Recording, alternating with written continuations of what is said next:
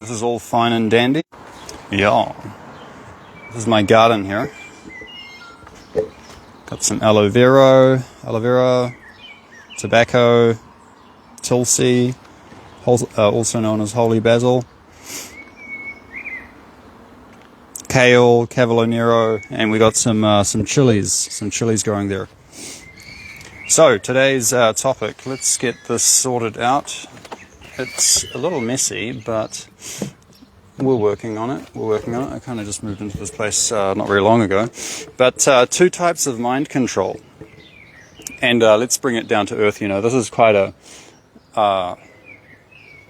let's say, not really woo-woo, but I suppose it can come across a little conspiratorial to say, like, mind control. It's like, I don't know, it sounds way too out there, like too esoteric or sci-fi, I think. Either if you say mind control, it's probably going to come across as either of these two. It's going to elicit either of these two kind of, you know, connotations within people. If you say mind control, it's going to think like it's some, you know, sci-fi thing or some you know, some science fiction, fantasy, or it's some woo-woo, you know, hypnotism, subliminal messages, you know, and all that kind of crap, which it has some basis in reality, I suppose, but not that much. So really, there is kind of two main types of, you know, mind control. That is very, very easy to understand. That's been used throughout history to, you know, by I suppose the ruling class or by large corporations, you know, to kind of sway the general opinion in a certain direction for a desired outcome, you know, and it's easy. So we've got incentivized denialism and imagination blocks. You know, just simply blocking people from even conceiving of how something might be possible or might be true, and it's very easy. So, first example in the case of incentivized denialism. So, what is denialism? It's the condition. It's the psychological condition of a human being, or you know, of the human mind, to kind of fall into, I suppose, somewhat of a pessimistic, and when this happens, they'll say, no, I'm not being pessimistic, I'm being realistic. But yeah, kind of a pessimistic state that, you know, you just kind of deny any positive, or you deny. It's the denial of kind of a better life, really, some better way. A better method, a better way of doing things. No, it's just, this is just the way it is, you know. I can't conceive of anything like that. It's I can only see what's in front of me. I can only see this you know, $300 paycheck coming in every week, and I can't. There's no. Yeah, I know some YouTubers out there are making, you know, a few hundred thousand a year, but I'm in this situation, and so it's that kind of condition where you deny. It's denialism, right? Because you're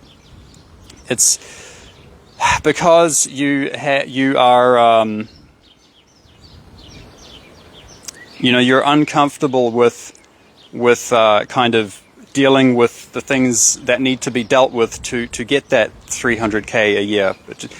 Bad example. Specifically what I'm talking about, okay, this will sound a little bit woo-woo, but there is a secret space program. It's been going on since at least the 1950s, even before that, you know, since real electrical engineers who really understand what electricity, or who are really, you know, honestly asking the question, like, what is electricity, magnetism, you know, gravity, how are they related, what are these fundamental forces, you know, like, how can we engineer them? Who cares if we can't quantify it in terms of this particle or that particle, you know, but can we actually engineer these things? And the answer is that we can. It's just that, because it doesn't fit into the materialist scientific model, then people fall into that denialism, and it's an uncomfortable truth to kind of deal with the fact that there is a way, and there has been a way since like the 1930s at least, to manipulate gravity and energy and magnetism in a way that you can create a propulsion system that doesn't require mass amounts of energy or huge amounts of rocket fuel. You can basically, using certain engineering principles, you can manufacture a vehicle probably for around the price of a bus that will transport you in and out of the atmosphere. Basically an aerospace craft. It's a type of aerospace technology, and a lot of these people calling them UFOs or UAPs, whatever, they can easily be accounted for by aerospace technology, which is manufactured by the same aerospace and weapons engineers who are the same, who are the same manufacturers that produce the conventional guns and bombs that they sell to enemy countries to fight and kill each other and make trillions and trillions of dollars off, and just keep perfecting their, the good stuff, the anti-gravity, basically, conventional wisdom would call it anti-gravity, but it's not really anti-gravity. It's just it's a way of, basically what they're doing is they have, using very high voltage electrostatic generators that generate a huge plasma around the craft, and basically you can control the density or the pressure gradients, the pressure gradients of the medium around the craft, so you can create a lesser pressure there and a higher pressure there, and effectively have a type of non-Newtonian thrust, using basically, I suppose you could call it plasma technology, but it's really just electrostatic charge, and using, shaping the fields around the craft to create different effects in the medium around the craft, whether that's oxygen or water, or even if it's out in space, there's still basically a type of medium out there that can be manipulated around the craft using this electrostatic high voltage charge. So that's been going on for a long time, at least since the 1930s. That's been, worked on, developed by a lot of corporations that have the, that put the resources and the engineers into doing it. And obviously it was a lot of coercion and slavery and that kind of not really so legitimate ways of doing it, but that's what happened, and that's how it is, So incentivized denialism, it's like, no, there's no base on the moon, there's no way of engineering anti-gravity or energy, or we need fossil fuel, and we need and windmills and conventional alternative energy. It's not going to work, but we need fossil fuels, but fossil fuels are bad, and so now we're just stuck with these two, and we don't know, and that's denialism. Just denying the fact because then you would have to deal with that uncomfortable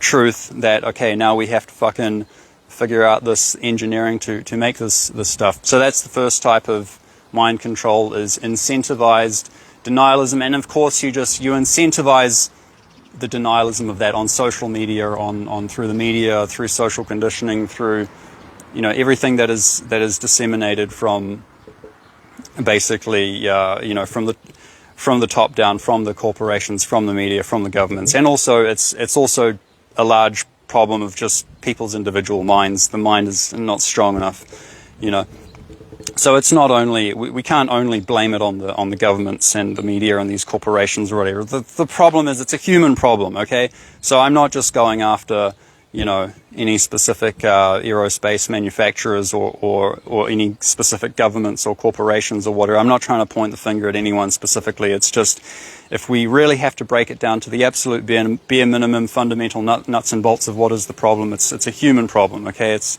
doesn't matter what skin color or what company you work for or whatever. So, but that is what it is. It's incentivized denialism, and like I make a lot of videos like this, and still, even to this day, so many people, and even they are quite skilled in their profession. Like they may be very qualified psychologists and you know, have master's degree in a lot of stuff. But when they watch this exact video right here, they'll just say that I'm delusional, I'm this, I'm that, and because they don't want to deal with that uncomfortable truth that there are parameters here that they have missed, you know, in actually really deducing, and that's why they can't deduce what the actual truth of what is going on is.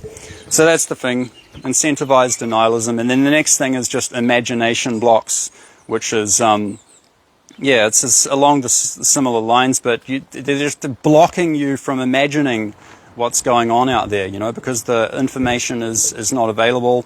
And yeah, also through stuff like subliminal messages and stuff that is, you know, just coming down through advertisements and stuff that is just keeping you focused on, you know, charging your phone, filling up your car with petrol, buying a new phone when it gets clogged, which is probably because of some, you know, what do they call that? Design. What is it? Help me out here. The yeah, purposely designed to fail. To fail at a certain dates, that it will clog itself up and then you have to buy a new one. So that thing, yeah. And a lot of these things just coming down to keep you focused on that, and what it effectively does is it creates an imagination block. It blocks you from even conceiving of what the hell is going on out there.